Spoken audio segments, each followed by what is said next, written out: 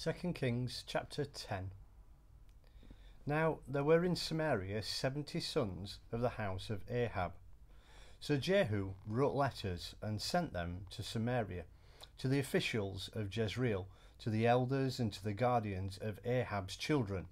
He said, "As soon as this letter reaches you, since your master's sons are with you, and you have chariots and horses, a fortified city and weapons, choose the best and most worthy of your master's sons, and set him on his father's throne. Then fight for your master's house." But they were terrified and said, "If 2 kings could not resist him, how can we?" So the palace administrator, the city governor, the elders and the guardians sent this message to Jehu. "We are your servants, and we will do anything you say. We will not appoint anyone as king. You do whatever you think best."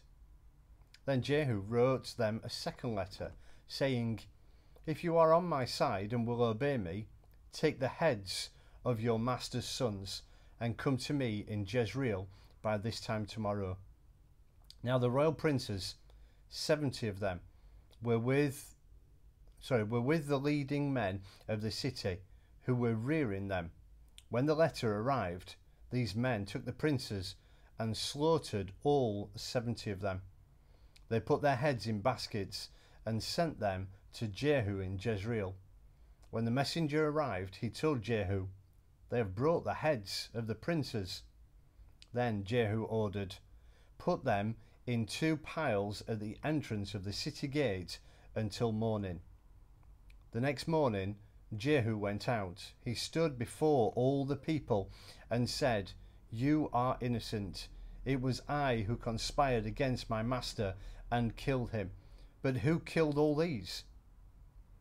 Know then that not a word the Lord has spoken against the house of Ahab will fail. The Lord has done what he promised through his servant Elijah." So Jehu killed everyone in Jezreel who remained of the house of Ahab, as well as all his chief men, his close friends and his priests, leaving him no survivor. Jehu then sent out and went towards Samaria. At Beth Eked of the shepherds, he met some relatives of Ahaziah, king of Judah, and asked, "Who are you?" They said, "We are relatives of Ahaziah, and we have come down to greet the families of the king and of the queen mother."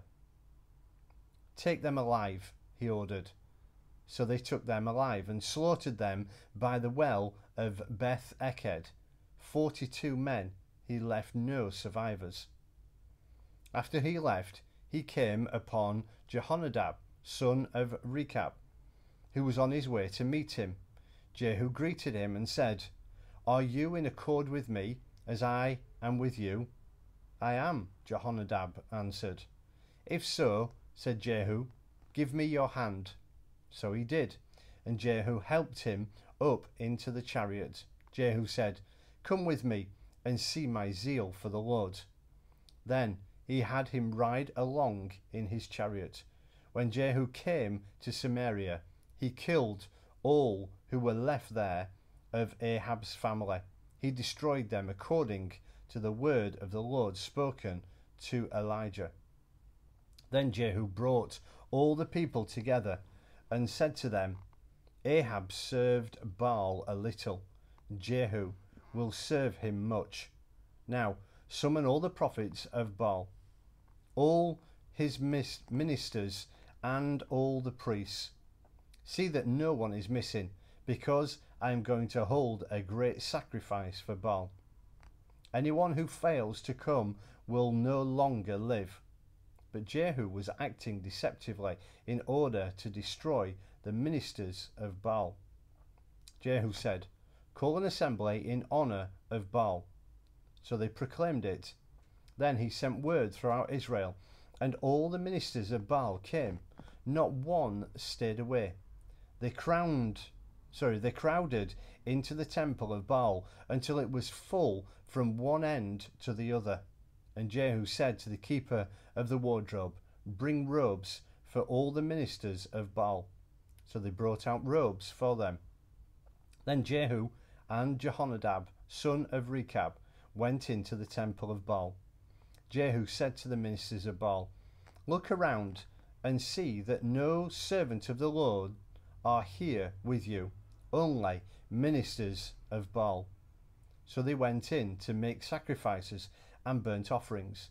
Now Jehu had posted 80 men outside with this warning: "If one of you lets any of the men I am placing in your hands escape, it will be your life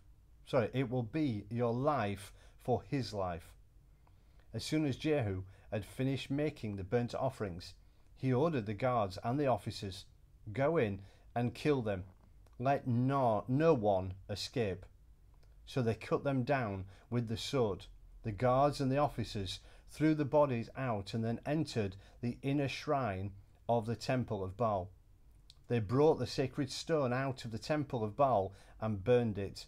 They demolished the sacred stone of Baal and tore down the temple of Baal, and the people have used it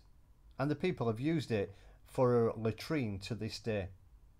So Jehu destroyed Baal's worship in Israel. However, he did not turn away from the sins of Jeroboam, son of Nebat, which he had caused Israel to commit, the worship of golden calves at Bethel and Dan. The Lord said to Jehu, "Because you have done well in accomplishing what is right in my eyes and have done to the house of Ahab all I had in mind to do, your descendants will sit on your throne, on the throne of Israel, to the 4th generation." Yet Jehu was not careful to keep the law of the Lord, the God of Israel, with all his heart. He did not turn away from the sins of Jeroboam, which he had caused Israel to commit. In those days the Lord began to reduce the size of Israel.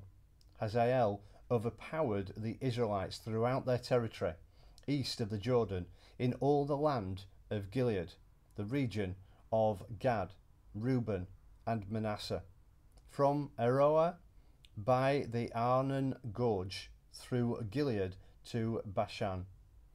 As for the other events of Jehu's reign, all he did and all his achievements, are they not written in the book of the annals of the kings of Israel?